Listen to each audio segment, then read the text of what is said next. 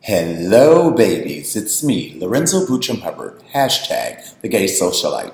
Hashtag the brickle socialite. Hashtag I'm Lorenzo, bitch.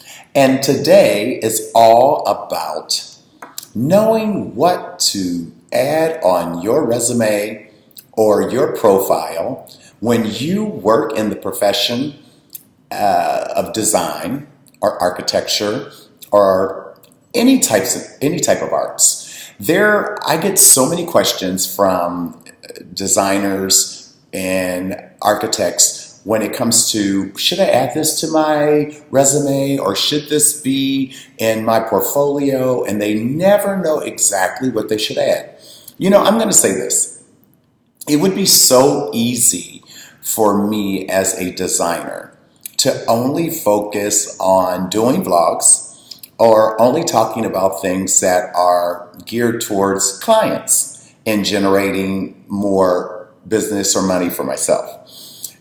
I think it's equally important to focus on things that other designers can use if it's something that you have learned along the way. And I also think that it is important for the clients to hear the things that you're sharing because sometimes they just don't know.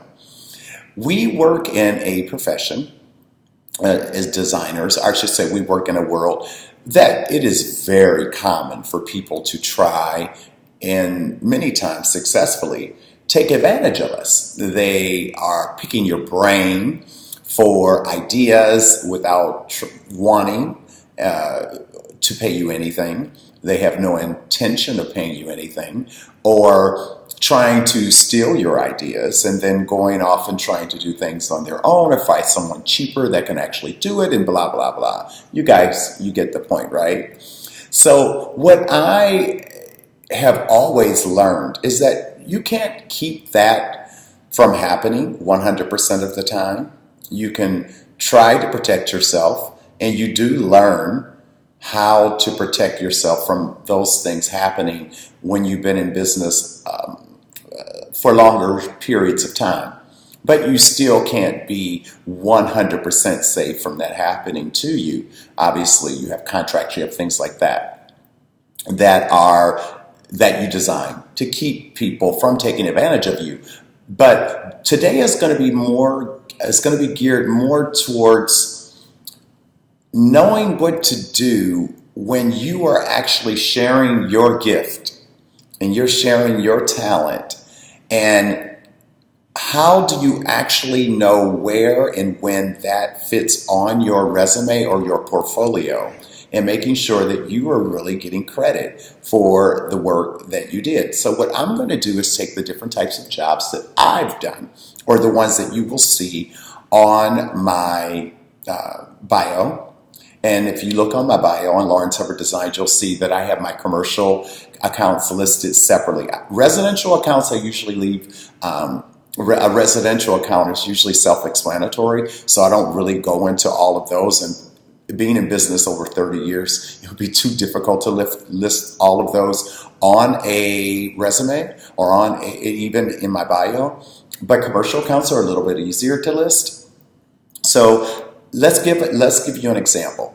Well, first of all, let me say this. Anytime you have been compensated in any type of way for the work that you have done or for your ideas, that's a client. I don't care if they're paying you in bananas. That's a client. Because there are some people who will I'll give you an example.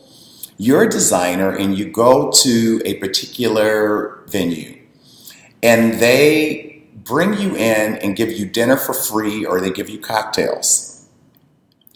And while you're there, they start to ask you questions about what you think, or what do you think they should do with a particular area of their business.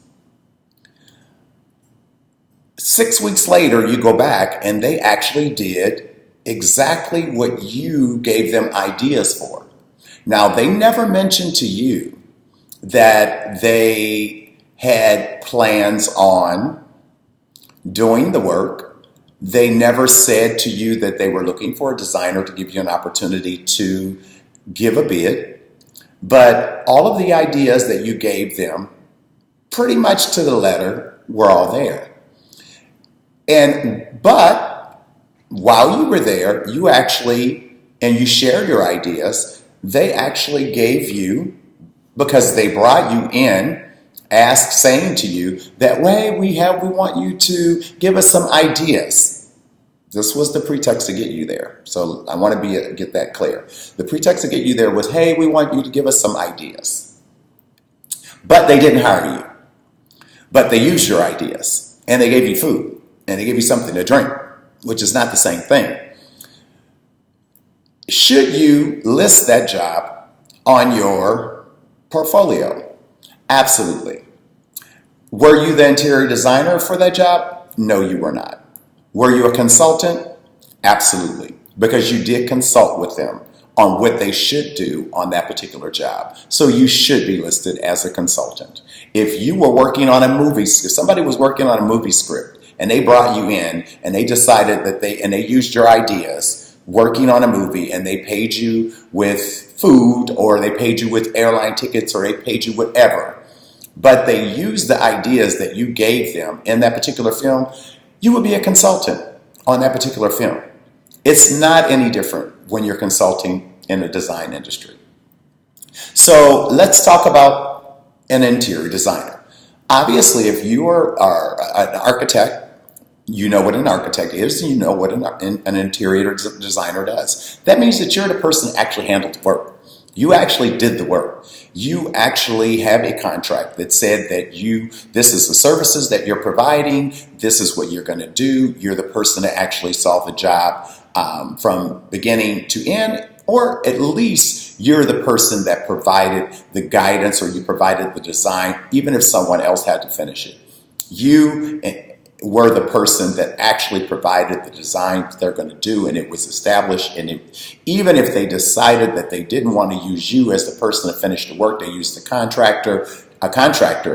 If they used your designs to actually create everything that they did, and there was a contract that was signed and you understood and they understood that that's exactly what you were being contracted for, you were an interior designer.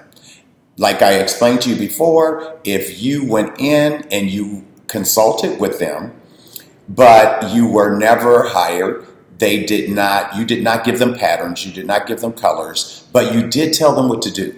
You did give them ideas on what they should do, where the bar should be, where this should be, what things they should change. Then you would be a consultant.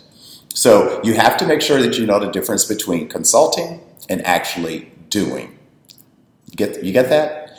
So also you can have something that can be listed on your portfolio as a staff designer or resident designer. A staff designer or resident designer is usually a person that's actually, let's give you an example.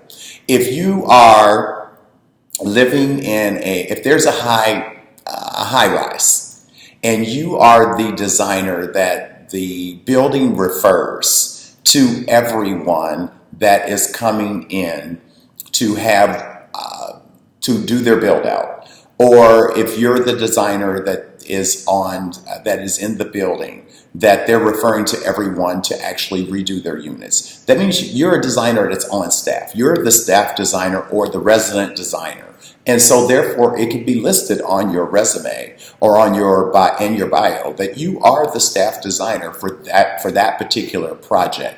Obviously, you have to list the project, and it's not the same as just being in let's say like a furniture store, and you were a designer inside of a furniture store, and you were the designer that people are using to help them. You would be an interior designer. You would still be a staff interior designer or a resident interior designer, but I think you're pretty safe to just list it as an interior designer. Staff and resident interior designer, I would reserve for residential properties or commercial properties that are using you for build outs or for interior design services and for that particular structure.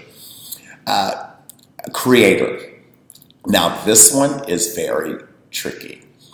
Creator is, I have actually created projects. When I say created, meaning that the person that I designed for had absolutely no idea what they planned to do. None. Nothing. So I'm the person who not only came up with the interior design, the architectural concept, but I'm the person who came up with everything from helping him with the type of business that they wanted to own. If it was going to be a restaurant or a lounge, if it was going to be if they were going, what type of demographic were they going to serve? If you're a creator, you're the person that did that. I have properties where I'm the person who even help and create the business plan for the business and help with the pitching to receive the financing for that particular project to be built. If you did all of that, creator should be, it's almost like a developer should be listed on your, which I don't use developer, I use creator because I'm coming from a more of a creative aspect than a developer would be. But if you are the person that is going out and getting those and doing all of that to help create a business from start to finish, then it should not only be listed that you were an architectural designer or interior designer, but you should also be listed as the creator of that particular business. Contributor. Contributor is a little bit different than, let's say, consultant. Contributor means that you actually offered something that contributed to the design of that business, not just a consultant. You contributed something that had to do with that business actually being completed. I'll give you an example. If I am a furniture designer and I design furniture, and I contributed my talent to help design the bar. So I would be a contributing designer to that particular establishment because I designed the bar. I don't necessarily want to say I was an interior designer because I didn't design a whole place. I was a contributing designer because I did contribute something to the design of that particular establishment. But I'm also not going to put something as tacky on my bio, bar designer. Okay, that's not what I do for a living. If that were my actual profession, that I only design bars, that's totally different. This is for people who are interior designers or you're architects and you're saying, okay, I contributed to this particular property, but it's not fair to say that I was the interior designer because I didn't design everything. And it's not fair to say that I was a consultant because I didn't just consult, I actually did something. So in between those two would be a contributing designer. Architectural designer. An architectural designer is totally different, and I use this term for me, and I explain it to my clients very carefully because I'm not an architect. And an architectural designer for me is totally different than an architect. An architect is someone who has studied architecture. They are licensed in architecture, all of that. Architectural designer is someone who only designs and creates concept. You are creating concept only. And I am hired often by commercial properties, especially in hospitality, to do exactly that, to come up with the concept. And then architects work for me. But once we come up with, obviously they're the people that have to build it, and the architects are the ones who put it on paper. They're the ones that make sure that it's sound, and I am the ones that actually review all of the drawings and everything to make sure that everything is going to look exactly conceptually like I wanted it to look, and then for me to be able to have it look the way that I want it to as far as the design, interior design aspect is concerned, to make sure I'm giving the architects all of the guidance that they need to be able to make sure that from concept to completion, that it's going to work. And so hopefully I explained that clearly, that you guys understand. Architectural designers, for me, only help with concept and making sure that the client is going to, it helps with concept and also helps the architects to get all the guidance that they're going to need to be able to make sure that the interior design part of it is going to be able to be completed the way that the client would like based on what they're building. Branding consultant. Now, this usually falls in more with marketing and people who have studied and work in that profession. But you will find a lot of times if you are an architectural or interior designer, or if you're someone who works in design, and that, when I say design, I mean interior design, is that your clients are constantly asking you for your advice. I'll give you an example. You are designing a restaurant. Now your client is asking you, what do you think about the logo? Can you help them come up with the logo?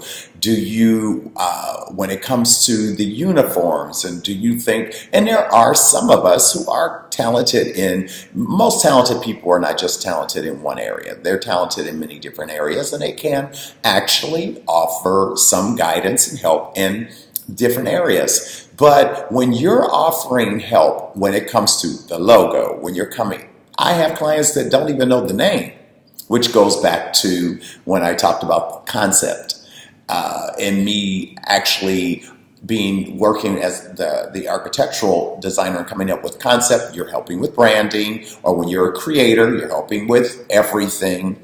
But also when you're working with the branding part of the business, you will have clients that won't even know the name. I know I have a bunch of designers out there right now who are saying, yep, I've been there. So if you're helping them with the name of the business, the logo, the color of the logo, what the uniforms look like, what the logo should look like on the uniforms, the color of the napkins, what the napkins should look like, what logo should be on the napkin, that's branding. If you have done all of that, and you're actually even guiding them the right direction on who should do their website and who should take care of their social media, that's branding. And you should absolutely give yourself credit for that. And it should be listed on your bio and your resume as something that you have talent in handling. The other thing is, and I'm looking at my notes to make sure that I don't forget anything, set design. Set design is for some of us have been fortunate enough to have handled design for movie sets or designs for a Broadway play. And so that is where, or television.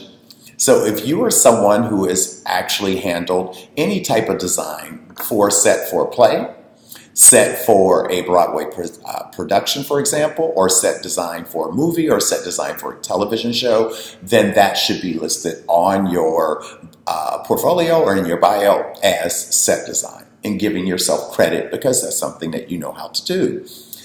A lecturer.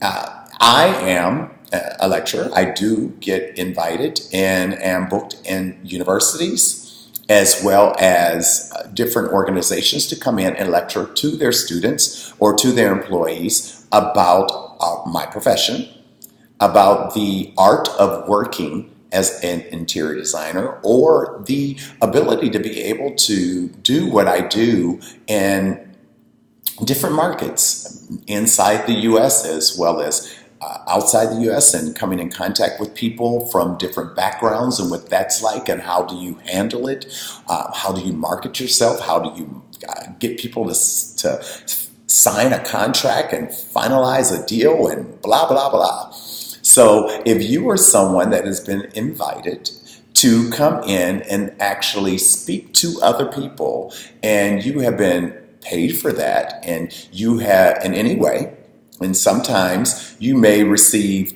I don't know, because sometimes, let's just say this, there are some organizations that have a much larger budget than others, and then there are some who we're in higher demand than others. So depending on how high the demand is for you, then your pay and what you receive for lecturing will be higher. But you absolutely should give yourself credit, and I think a lot of people forget to give themselves credit on their bio for that type of work. I think I'll throw in the last one, event planner. I am not a huge event planner, but as you can imagine, after more than 30 years of 30 years in the business, I absolutely have designed and created events, weddings, parties for people who like my talent, or maybe you designed a home for someone, or maybe you designed a business for someone, and they were like, you know what, I think you would be the perfect person to handle this particular event for me as well. So it is not, even if it's something that I wouldn't list it on your bio if it's not something that you like to do. I would list it on your bio if it's something that you enjoy doing and it's something that you're good at. Now, if you are an interior designer, if you are an architect, and I have lived in some countries where architects really don't make that much money, and so therefore, or they're not really successful as architects, so therefore they're event planners and they do parties. So obviously that would be an example of an architect who would list being an event planner on, or wedding planner or something like that on their bio, where most designers or architects, if you did an event and you really weren't that good at it, or if it's not something that you really choose to do and you just did it as a favor, it would be something that you would choose to leave off. Well, I hope that I have gone through every single thing that you could possibly list on your bio or your portfolio, and we'll say resume. And I hope that you guys are all giving yourself credit for the work that you do, because it's very important. And I hope that your clients are also taking the time. Once you have added these things, I hope the clients are taking the time to actually go to your websites, because websites take money and time to create.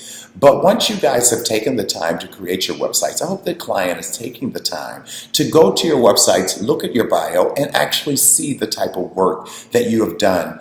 It saves so much time. I always advise my clients before they meet with me the first time. And I have most of my clients, I would say 90% of them, come to me through a referral. Very seldom do I get a client that I've never met before. But most of them come to me as through a referral from someone else, or they've already seen some work that I've done, which is to me also like a referral. But I always advise my clients, or new people that I'm meeting, they're not clients yet, but I always advise for them to go to my website. Take an evening before they meet me, go to my website, read through everything, and then we'll be prepared for my first meeting. I will tell you that almost every single client that I have ever met has no questions because my website is so thorough. Now, I know that a lot of you, we're in 2018 and everybody likes pictures, pictures, pictures. Girl, it takes more than pictures to make the world run. You know, you have to give people information. They actually have to be able to read something and feel like they know something about you. So take a minute, go through your bio, make sure that you have actually given yourself credit for the jobs that you have handled, and make sure that you have actually understood the difference between the types of jobs that you've handled, the difference between consulting, designing, and creating, for example. I'm Lorenzo Buttram Hubbard, and I hope that you have enjoyed a few minutes with me explaining this important aspect of interior design with you and the design world in general. And you can always find me on my website, Lawrence Hubbard Designs, on the vlog page. And here you're on YouTube, so that's where you're seeing this video. And I also have thegaysocialite.com because I am a socialite after all. And I hope that you guys have a fabulous week. And we'll see what our next topic is going to be. Kisses.